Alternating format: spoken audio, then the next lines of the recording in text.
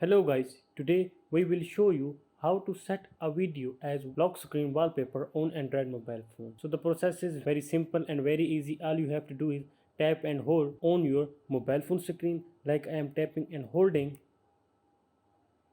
So after this you will see the wallpaper icon at the left bottom. Tap on this one. From here tap on the option profile which is at the right bottom and you will see the icon wallpaper. Tap on this one and tap on the first option my live wallpapers.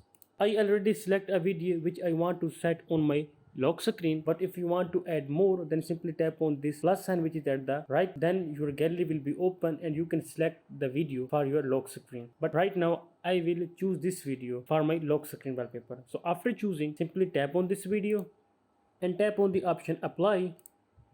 From here you can set, if you want to set the video for both, like for the home screen and also for the lock screen, then simply tap on set both. But for now I will add this video on my home screen, so it will take a while. So as you see, applied successfully.